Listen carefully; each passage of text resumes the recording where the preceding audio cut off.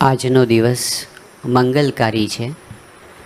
BAPS સંસ્થાના ઇતિહાસમાં સુવર્ણ અક્ષરે નોંધાયેલો છે. આજના દિને બ્રહ્મ સ્વરૂપ શાસ્ત્રીજી મહારાજે પોતાના અતિ કૃપાપાત્ર શિષ્ય નારાયણ સ્વરૂપદાસજીને સંસ્થાના પ્રમુખ પદે સ્થાપ્યા અને આ વિશ્વને પ્રમુખ સ્વામી નામની ભેટ મળી. આજથી 71 વર્ષ પહેલાં વિક્રમ સંમત 2006ના જેઠ સુદ ચોથના દિવસે અમદાવાદમાં આંબળીવાળી પોળના નાનકડા મંદિરમાં આ ભવ્ય ઇતિહાસ સર્જાયો. એ ક્ષણોને આજે આપણે પ્રમુખ વર્ણી દિનના રૂપમાં ઉજવી રહ્યા છીએ. બાબાએ અંદર શાસ્ત્રી મહારાજની આરતી ઉતારી. શાસ્ત્રી મહારાજ પાસેથી બાબાએ ખૂબ પ્રાર્થના કરી કે આટલા વર્ષોમાં જે સંસ્થાનો વિકાસ થયો છે એનાથી પણ અનંત ઘણો વિકાસ સંસ્થાનો થાય. 18 વર્ષ સુધી આ સંસ્થાના સિદ્ધાંતો, શ્રી મહારાજના સિદ્ધાંતો, શાસ્ત્રી મહારાજના સિદ્ધાંતોનું પ્રવર્તન આખા વિશ્વમાં સારી રીતે થાય અને સંસ્થાના પાયા જે પાતાળમાં છે હજુ પણ વિશેષ પાતાળમાં જાય એવી અદભુત પ્રાર્થના શ્રી પ્રભુ સ્વામી મહારાજે અંદર શાસ્ત્રી મહારાજની આરતી ઉતારીને કરી. ચાદર જયારે ઉડાડી ત્યાર પછી કેટલાક હરિભક્તોને મનમાં શંકા થાય સ્વાભાવિક હતું. એમણે વાત સ્વામીને વાત કરી કે સ્વામી પસ્તાવું તો નહીં પડે ને તમારે, તમે આ કામ કર્યું છે કે પસ્તાવું નહીં પડે ને. ત્યારે શાસ્ત્રી મહારાજ બોલ્યા કે મારા જીવનની અંદર મેં અત્યાર સુધી જે કાર્યો કર્યા છે એમાં એક જ કાર્યમાં હું પસ્તાવો નથી. એટલે એમાં પસ્તાવો કેમ નહીં, 50 વર્ષ સુધી તમને આ શ્લોક કહ્યો હતું છે એ રીતે આપણે બધાએ જોયું. તે વખતે બધાને કદાચ નહીં લાગતું હોય પણ આપણે બધાએ અત્યારે જોયું અને ગઈકાલે છેલ્લી વાત આપણે બધાએ સાંભળી. દિલ્હીની જમીન લીધી, પોતાનો ભેજામાં ઉતરે ચંદ્રલોકમાં કર્યા કહેવાય પણ દિલ્હીની જમીન ના મળે. એ જમીન આ લેવલની બધા કાર્યો થાય છે એટલે આ શાસ્ત્રી મહારાજે એ વાત કરેલી હતી એ વાત સાચી છે અને એ રીતે બધા કાર્યો અત્યારે થાય છે. સ્વામીએ કહ્યું શાસ્ત્રી મહારાજ હાજર છે, યોગીજી મહારાજ હાજર છે, પ્રમુખ સ્વામી પણ અહીંયા છે અને કાયમ માટે છે. એ રીતે આપણે બધા જાગૃત થઈને બધા જે થોડી ઘણી આરસ હોય એ કાઢીને પાછા બધા જોડાઈ જઈએ અને બધાને ખૂબ બળ મળે. મારું ગીત તો જોયું નથી પણ વર્ગ જોયો છે. આ પ્રસંગ અત્યારે હાજર નથી પણ તે વાતો થાય તમને ખ્યાલ આવે કે વર્ગનું ગીત તો નજરમાં ના આવે. એટલે આ પ્રસંગ તે વખતે તો કોઈને ખ્યાલ નહીં પડે. એક સામાન્ય જેમ સર ઉઠ્યા નાઈએ પૂજા કરી રીતે આ પ્રસંગ પસાર થઈ ગયો.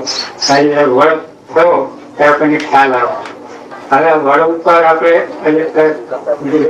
વાત કરી કરી રાખે છે બધે આપણે પણ કરીએ છીએ કે આ વડનો મહિમા કહે છે. વડના બીનું એ તો તેના 10 સેકન્ડમાં કહી જવાય. વડ જે ખીલ્યો છે પ્રમુખ સંકેત રૂપી વડ એના પર આપણે ચડીએ છીએ, દાણા ઉપર કૂદીએ છીએ, તોડીએ છીએ, પાંદડા બેઠી નાખીએ છીએ, બધું કરીએ છીએ પણ વડ બધું સહન કરે છે. આપણે હવે પ્રદક્ષિણા કરીએ, દશલોક કરીએ, વડે પાંદડા પર ચડી માથે પડીએ કરીએ.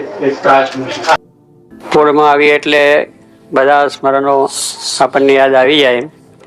કારણ કે અહીંયા રહ્યા છે ઘણું એટલે હમણાં વાત કરી એમ સ્વામી શાસ્ત્રી મહારાજ, યોગીજી મહારાજ અને બધા મોટા મોટા સંતો એમને પધાર્યા છે, ખૂબ રહ્યા છે, વાર્તા ભજન કરી છે. પૂળને ખૂબ ખૂબ લાભ આપ્યો છે અને પૂળના બધા ભક્તોએ પણ ખૂબ જ લાભ લીધેલો છે. અને આ એક પૂળ મહાપ્રસારી થઈ ગઈ. આપણને જો સમજાય તેનો મહિમા અપરંપાર છે. શાસ્ત્રી મહારાજ જેવા પુરુષ, ભગવાનના અખંડ ધારક, જેને અક્ષર પુરુષોત્તમનું જ્ઞાન આપ્યું, મહારાજનો મહિમા વધાર્યો અને દેશો દેશની અંદર ડંકો માર્યો છે. અને ત્યાર યોગીજી મહારાજ પણ એવા સમર્થ સંત કે જેને આ બધા મંડળો સ્થાપ્યા અને હજારો માણસોને સત્સંગ પણ કરાયો, આવા સંતો પણ કર્યા. એટલે એ મહાન પુરુષોનો મહિમા આપણને સમજાય તો બે પારથી તેવા પુરુષ અહીંયા જ્યાં ભગવાનને સંત બેઠા એ તીરથ છે. એટલે તમારે તો આ ઘરે બેઠા ગંગા ડૂબકી મારવાની છે પણ પેલું કાંઠે બેઠા હોય પણ જાય નહીં નાવા, એમ આપણે એવું કરવાનું નથી. આપણે તો કાયમ અહીં દર્શન કરવાનું. અહીંયા દર્શન કરીને તમારે જવું પણ કહેવાનું છું કે આ જો મહિમા છે તો તીર્થ દરરોજ તમારે તીર્થ, દરરોજ ગંગાનું સ્નાન, એટલે આ ફૂડ તો બધી રીતે પ્રસાદીની છે, સત્સંગની રીતે, સમર્પણની રીતે, સેવાની દ્રષ્ટિએ, મહિમાની દ્રષ્ટિએ અને ભજન કીર્તન કથા વાર્તા કરવામાં બધી રીતે લાભ લીધો છે. તો અમને જેમ કહ્યું આપણે ડૉક્ટર સ્વામી, મહંત સ્વામી, ઈશ્વર સ્વામી બધાએ કે મહાપ્રસાદીનું સ્થાન છે તો અહીંયા આવવું અને બધાએ આ મહારાજનો દર્શનનો લાભ લેવા અને માનતા બધાએ રાખો છો ચાદર ઓઢાડવાની તે રાખજો. એક જ ચાદરમાં કામ થઈ જાય આપણું. હવે ચાદરનો મહિમા છે એટલે ચાદર ભગવાનના ઢોલિયા પર ઓઢાડી દેવી એટલે કોઈને સુખ દુઃખ કંઈક પણ માનતા હોય એક ચાદરમાં કામ થશે. તો એ પ્રમાણે બધા દર્શન કરી મહિમા સમજી દંડવત કરી અને કરજો. મારા દરેકના સંકલ્પ કરા કે પૂર્ણમાં બધા સુખી થાય, તને મને ધને અને ખૂબ સત્સંગ થાય એ પ્રાર્થના. ગુરુહરિ પ્રમુખ સ્વામી મહારાજે પ્રમુખ વર્ણિ દિને જે અંતરના ભાવો પ્રગટ કર્યા હતા, સ્વામીશ્રીના આ સહજ વક્તવ્યમાં અંતરના ઊંડાણમાંથી જે પ્રતિજ્ઞા આવી હતી તેના આધારે આજે આપણે તેઓના મહિમાનું શ્રવણ કરવાના છીએ. સૌ પ્રથમ આપણે પરમ પૂજ્ય પ્રમુખ સ્વામી મહારાજના જ મુખે એ પ્રતિજ્ઞા વચનોનું શ્રવણ કરીએ. જય અક્ષર પુરુષોત્તમ મહારાજની જય, ગુણાતીતાન સ્વામી મહારાજની જય, ભગતજી મહારાજની જય, શાસ્ત્રીજી મહારાજની જય, યોગીજી મહારાજની જય, પ્રમુખ સ્વામી મહારાજની જય, દિલ્હી અક્ષરધામ મહોત્સવની જય જય જય. આજે આપશ્રી તેમજ આ સભા સમક્ષ પ્રતિજ્ઞા કરું છું કે હું મારું કર્તવ્ય બરાબર બજાવી આપની સંસ્થાને મારા દેહની પરવા કર્યા સિવાય પૂર્ણ રીતે વફાદાર રહીને આપનો કૃતકૃત્ય બનીશ.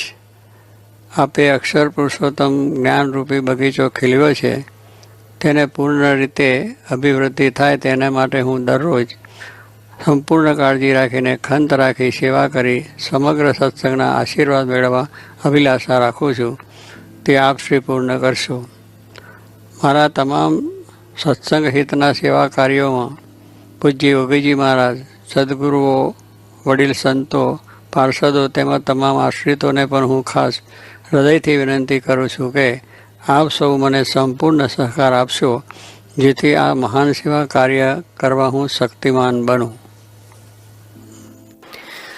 પરમ પૂજ્ય સ્વામી બાપાએ આ પ્રતિજ્ઞામાં કહ્યું હતું કે મારું કર્તવ્ય બરાબર બજાવી આપની સંસ્થાને મારા દેહની પરવા કર્યા સિવાય પૂર્ણ રીતે વફાદાર રહી આપનું કૃતકૃત્ય બનીશ. સ્વામીશ્રીની આ પ્રતિજ્ઞામાં તેમના સમગ્ર જીવનનું પ્રતિબિંબ છે.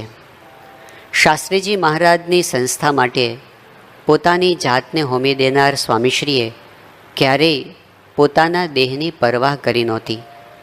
સ્વામી બાપાની આ કર્તવ્ય નિષ્ઠાના દર્શન અનેક સંતો ભક્તોએ કર્યા છે. એમાંના એક પૂજ્ય સર્વમંગલ સ્વામીને વિનંતી કરીએ કે સ્વામી બાપાએ દેહની પરવા કર્યા સિવાય જે રીતે સેવા કરી છે તેના અનુભવ આપણને જણાવે. શ્રી સ્વામિનારાયણ ભગવાનની જય. બ્રહ્મ સ્વરૂપ શાસ્ત્રીજી મહારાજે પ્રમુખ સ્વામી મહારાજને સંસ્થાના પ્રમુખ તરીકે નિમણૂક કરી એ વખતે એમણે જે શાસ્ત્રીજી મહારાજ પાસે પ્રતિજ્ઞા કરેલી કે મારા દેહની પરવા કર્યા વિના હું આ સંસ્થાની સેવા કરીશ, તો સ્વામીએ જે શબ્દ બોલેલા એ એમના જીવનમાં એમને ચરિતાર્થ કરી બતાવ્યા છે. પ્રમુખ સ્વામી મહારાજના જેવા મેં નિરખ્યા રે એ આધારિત 2-5 પ્રસંગોની આપણે સ્મૃતિ કરીશું. સ્વામીશ્રી એક વખત ત્યાં ઉમલાવ ગામ છે બોચાસણની બાજુમાં, તો સ્વામીશ્રી ત્યાં નાનું એક હરિમંદિર બનાવેલું ત્યાં પ્રતિષ્ઠા કરવા માટે પધારેલા. સ્વામી ભાદરણ હતા.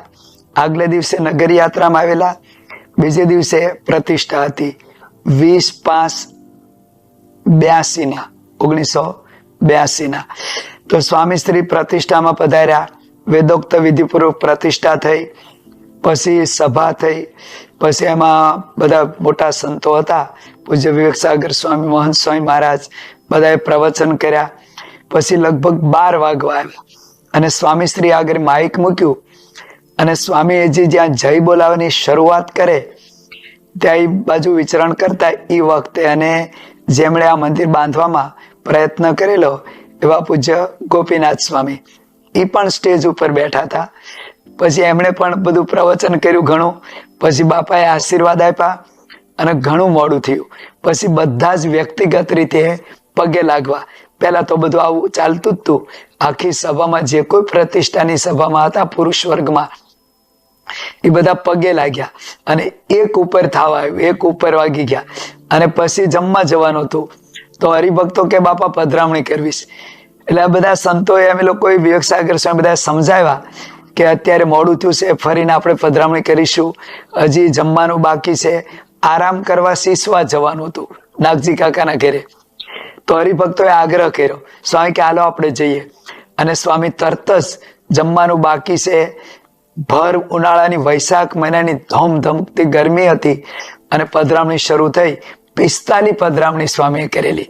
એ 45 પધરામણી કરી અને પછી જમવા બિરાજ્યા અને જમ્યા પછી સીસવા જઈને બાપાએ આરામ કરેલો.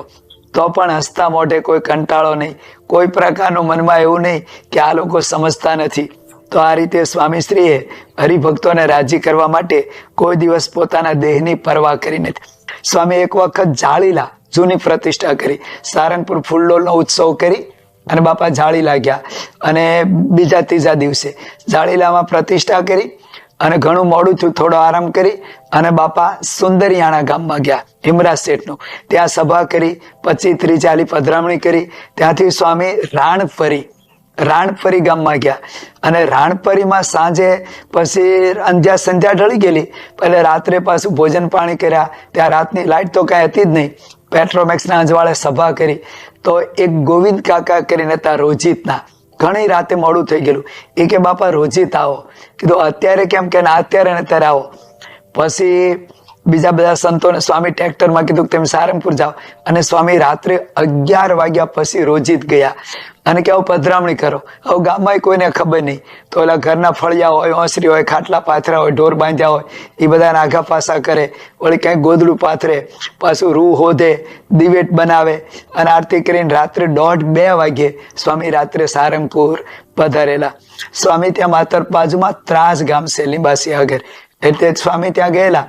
ચોખાનો ખરડો કરતા હતા અને બાપાએ પેલા મૂળજીભાઈ એક હતા અમારા ખેડાના, આમ તો ડુંગરી ટીંબાલાટના, અને ઘનશ્યામભાઈ માતાના, એ બધા આયોજન કરતા. તો એક પત્ર લખેલો કે 5 વાગે આવીશું. તો બાપા વિવેકસાગર સ્વામી એમ મૂળજીભાઈ ગયા ને તો એક પણ માણસ ન મળે, એક પણ. એક રામભાઈ કાકા કરીને હતા, એના ઘર આગળ જઈને ગાડી ઉભી રાખી, એક ચકલું ફરકે નહીં. અને પછી એને બોલાવ્યા તો બિચારા ભાવથી આવ્યા અને કે આવો સ્વામી આવ્યા. પછી કે તમને પત્ર મળ્યો છે કે આ મળ્યો છે ને? પછી કે આપણે સભા કરવાની બધું લખેલું. અને પછી એક ગોદરું લઈ આવ્યા, જૂનું ખાટલું સામાન્ય પાથરું હોય. ત્યાં એક ઓટલો હતો ઘર આગળ, ઉમેદ કાકાના ઘર આગળ. ઓટલા પર ગોદરું પાથરું. બાપા ત્યાં બેઠા, વિવેકસાગર સ્વામી, હું, મૂળજીભાઈ ને 4-5 જણા હતા. એમ્બેસેડર ગાડી હતી. અને પછી બન્યું એવું કે બાપા કે આપણે સભા કરીએ. એટલે એક તાટિયું લઈ આવ્યા. એક પણ અમે 4-5 જણા અને સામે ઓડિયન્સમાં ભાઈ ઉમેદ કાકા 2 જ જણા. બાપા વિવેકસાગર સ્વામી કે કથા કરો. એ પાછી એમ વગર માઇક તો કહેતું જ નહીં. એ વિવેકસાગર સ્વામી પ્રવચન કર્યું. પછી બાપાએ આશીર્વાદ આપ્યા. અમે 4 સ્ટેજ ઉપર અને આ બાજુ ઓડિયન્સમાં 2 જણા. પણ પોણો કલાક તો કોઈ ત્રીજું માણસ આવ્યું નહીં. પછી બાપા કહેવા આપણે શું કરીશું, ખરડો કરવો છે. પછી કે હાલો આપણે ઘેર ઘેર જઈએ. એટલે બાપા ઘેર ઘેર ફર્યા અને બધાની લખણી, ડાંગર, ચોખા જે શ્રદ્ધા પ્રમાણે આપે. પણ એટલી બધી પ્રસન્નતા, કોઈ અકળામણ નહીં. કોઈ રામભાઈ કાકાને પણ કે મેં આયોજન તેમ કર્યું નહીં, અમે પત્ર લખેલો, કોઈ આવ્યા, કશું જ નહીં. અને ઉડતી એમના મુખારવિંદ ઉપર પ્રસન્નતા દેખાય. અને છેલ્લે હમણાં બાપા જયારે બાયપાસ સર્જરી કરી 98 ની અંદર, અને એ વખતે સ્વામી બાપા પછી બધા કમિટીએ નક્કી કર્યું કે મોટા મોટા મંદિરમાં બાપા બધે રહેશે અને બધાને લાભ લેવા ત્યાં આવી જવું 15 દી મહિનો. અને સ્વામી શ્રી પછી મુંબઈ આવ્યા. મુંબઈથી બાપા રાજકોટ પ્રતિષ્ઠા કરી, જયંતિનો ઉત્સવ થયો. પછી સારંગપુર, ગઢડા, સુરેન્દ્રનગર બધા મંદિરમાં દર્શન કરી અને બાપા મેળાઓ પ્રતિષ્ઠા કરવા આવ્યા. હવે એ વખતે બદલપુરના હરિભક્તો બધા સ્વામીને મળ્યા કે બાપા બદલપુર આવો. હજી સ્વામી આણંદ ગયા નથી, બોચાસણ ગયા નથી, હજી બાયપાસ કરાવીને આવ્યા છે. અને સીધા એમને આમંત્રણ આપી દીધું. બાપાએ હા પાડી દીધી. પછી કે બાપા પારાયણ કરો. હાથ દાડા રોકા. બાપા કે હાથ દાડા રોકાશું, અને હા પાડી દીધી, બધું તારીખ આપી દીધી. બધાને ખબર પડી ત્યાં ગોલો સ્વામી ભગવત ચરણ સ્વામી કે આ બધું શું થયું, કે આ બાપા કે આપણે ગોઠવી દીધું. બધાને આશ્ચર્ય થયું. એટલે બાપા ગયા, મંદિરમાં ઉતારો હતો, સ્કૂલના કેમ્પસમાં પારાયણ હતી. હવે બન્યું એવું કે 2-3 દિવસ પારાયણ થઈ ને તો બાપાને તાવ આવ્યો. એટલે ત્યાં ગોલમ સ્વામીને બધા વિનંતી કરી કે બાપા આપણે બોચાસણ જઈએ, આણંદ જઈએ, આરામ કરીએ, દવા પાણી હરખું થાય. ના ના સ્વામી કે હવે આપણે દવા ત્યાં લેવી, અહીંયા રહીએ. અને સ્વામી પાછું એને સુવર્ણ તુલા રાખેલી. આજુબાજુના 10-15 ગામ, બદલપુર ને ડાલીન, કઠાણા, કનુન, ધુવારણ ને કલમસર ને બધાય ભાવિકોએ ભેગા થઈ અને 1 તુલા, થોડી થોડી બહુ અલ્પ સેવા હતી એમ કરીને 1 તુલા એટલી સેવા, લગભગ કોઈ નાનું મોટું સોનું છે, રકમ છે. અને એ બધો પ્રસંગ હતો. બદલપુર મંદિરનો પાટોત્સવ હતો. અને સ્વામીને આગલે 2 દિવસ તાવ આવેલો, આજે કાંઈ જમેલા નહીં. અને આમ પરાણે થોડીક એક ચમચી ખીચડીને છાશ આપીને તો સ્વામી આમ મોઢું બગાડી ગયેલા અને દવા લઈને આરામ કરતા હતા. હવે પાટોત્સવની વિધિમાં બધાએ વિનંતી કરેલી કે બાપા આપ નહીં પધારતા, ત્યાં ગોલબ સ્વામી છે. અને સંતો હરિભક્તોનો કોઈ આગ્રહ નહોતો, પણ તોય બાપાના મનમાં એમ કે મારે જવું એમ. મંદિરને અડીને જ રૂમ હતી, ઉતારો તો બધું સંભળાયું હતું. મહાપૂજા પૂરી થઈને જે આરતીનો તૈયારી થઈ ને તો બાપા જાતે રજાઈ ઉડેલી કાઢીને બેઠા થયા. અને વલ્લભ સ્વામી બધા સેવકો ને કે મારે જવું છે. એટલે બાજુમાં જતું, એટલે સ્વામીની રુચિ હતી એટલે સ્વામીને લાવ્યા. સ્વામી ઉભા ઉભા આખી આરતી કરી, પછી બધા એમને ચોખાનો વાટકો લીધો, બધા પર અક્ષરથી આશીર્વાદ આપ્યા. પછી સ્વામી કે આપણે સભામાં જઈએ. બાજુનું ફળિયામાં જ સભા હતી, મંદિરના કેમ્પસમાં સ્ટેજ ઉપર આવ્યા અને તરત સુવર્ણ તુલાનો ઉત્સવ શરૂ થયો. અને નાના નાના હરિભક્તોએ બહુ નાની અલ્પ સેવા કરેલી. બધા જ હરિભક્તોના નામ બોલ્યા, બધાએ સુવર્ણ અર્પણ કરે, બાપા પગે લાગે બાપાને, બાપા માથે હાથ મૂકે. અને 57 મિનિટ, પૂરી 1 કલાક સ્વામી ત્યાં બધાને એટલા બધા રાજી કર્યા. અને પછી સ્વામી આવ્યા ઉતારામાં આવ્યા ને એટલે સ્વામી સીધા પલંગ ઉપર આમ એકદમ, મેં જિંદગીમાં કોઈ દાડો આટલી સ્પીડમાં સ્વામીને પહોંચતા જોયા નથી. બહુ નિરાતે બધા દ્રષ્ટિ કરે, હાથ જોડે, પગે લાગે, પછી આમ બધું આમ પાણી પીવે. અને સ્વામી સીધા જેમ કરંટ લાગે ને એમ સ્વામી હુઈ ગયા. સ્વામી કહેવાનું ઓઢાડો ઓઢાડો, અને ઠંડી આમ શરીર આખું ધ્રુજે તો ગોદડું ઓઢાડ્યું, બ્લેન્કેટ ઓઢાડ્યો, તોય સ્વામી કે ઓઢાડો. તો કૃષ્ણ વલ્લભ સ્વામી ખાટલા નીચે એક રજાઈ રાખતા, પેલા ઢીસણ નીચે રાખવાની, ઈ ઓઢાડી દીધી. અને આમ આખું બધું ધ્રુજે અને એટલી ઠંડી ચડેલી. આટલી બીમારીમાં, આટલી અશક્તિમાં, આટલું બાયપાસ પછી તરત જ, હજી તો વર્ષ પૂરું થયું નથી, અને સ્વામીએ 7 દિવસ સુધી ત્યાં રોકાણા, હરિભક્તોને રાજી કર્યા. તો ટૂંકમાં જેમ ચંદન પોતે ઘસાઈ જાય ને બીજાને શીતળ કરે, અગરબત્તી પોતે બળે ને બીજાને સુગંધ કરે, એમ સ્વામી શ્રીએ હરિભક્તો માટે, સમાજ માટે, આખી જિંદગી પરોપકાર માટે, લોક કલ્યાણ માટે